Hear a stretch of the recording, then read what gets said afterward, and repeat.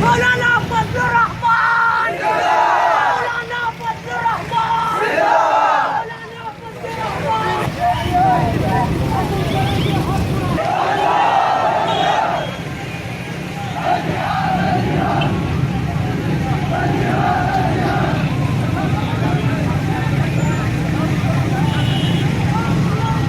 امریکا زمونږ او ستاسو په دې ملک کې صحیح انتخابات نه غواړي، یهودیان نه غواړي، انتخابي ایجنټ دی برې ورکو مختلفو ادارو دې کې لاس دی رو زمونږ مشر قائد هغه اعلان کړی دی چې دا الیکشن موږ مسترد کوو. موږ دا وایو چې قاعده اشاره وکړه قاعده اشاره وکړه د الیکشن کې چې څه وشو هغه ټول جهان ولیدل. په تمام ملک په تمام تاریخ کې دومره بدترین داندې اړو شوې نه ده لکه د الیکشن کې جوش ولا د تاریخ کې دومره خراب الیکشن چرته اړو شوې نه دی لکه دا کم موجوده الیکشن چې وشو. په دنیا په ملک کې درې دغه ادارې وي درې، یوې ادارې ته انتظامیه وایي، یوې ادارې ته عدلیه وایي او بلې ادارې ته فوج وایي.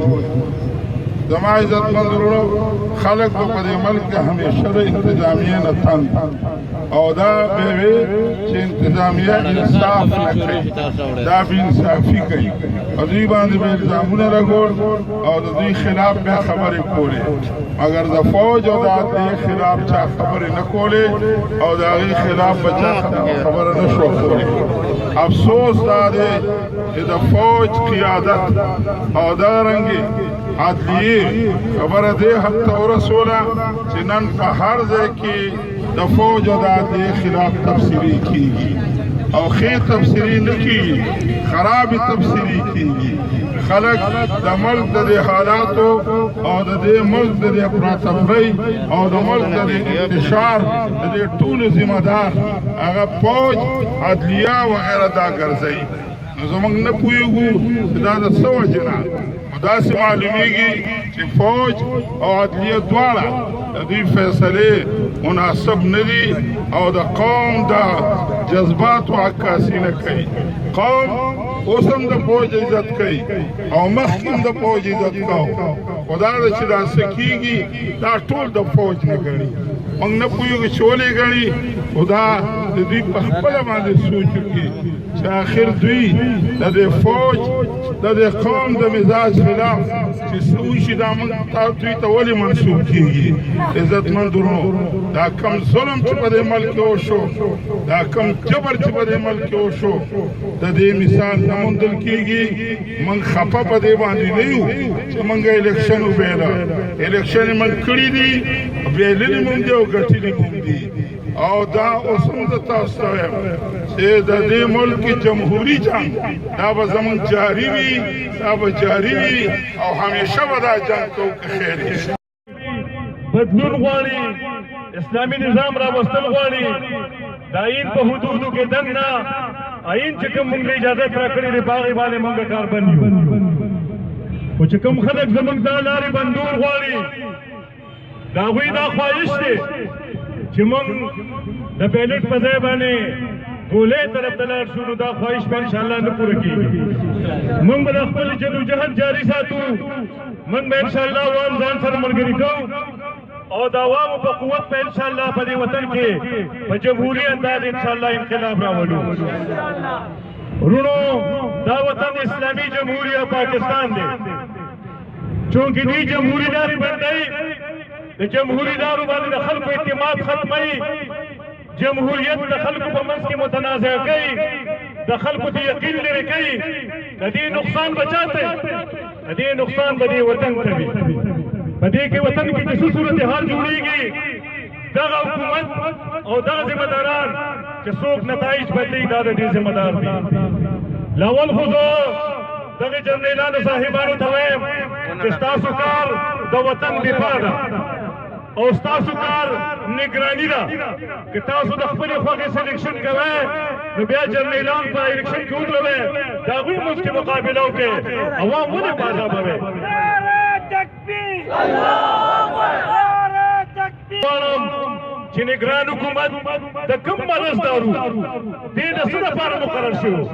د دې ذمہداري دا وه چې دې به شفاف الیکشن کوي د خپله ذمہداري پوره نه کړه نگران حکومت هم په خپله ذمہدارۍ کې پیل شو او الیکشن کمیشن خو داسې پیل شو چې موږ دا محسوسوو چې الیکشن کمیشن نشته سلیکشن کمیشن دی او د مخکې نه څه فیصلې کړي دي داسې الیکشن کمیشن دې قوم ته نامنظور دي په استعفا ورکړي او درېیمه خبره زه دا کول غواړم چې د پښتنو ټول قایدین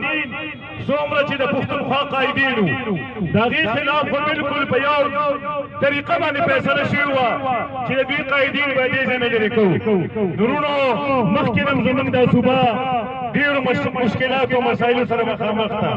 مختلف جنګونه زموږ په دې صوبه باندې کېږي اوس زموږ ټول قایدین یې د اسمبلو نه بهر کړل د دې نتیجه به څه وي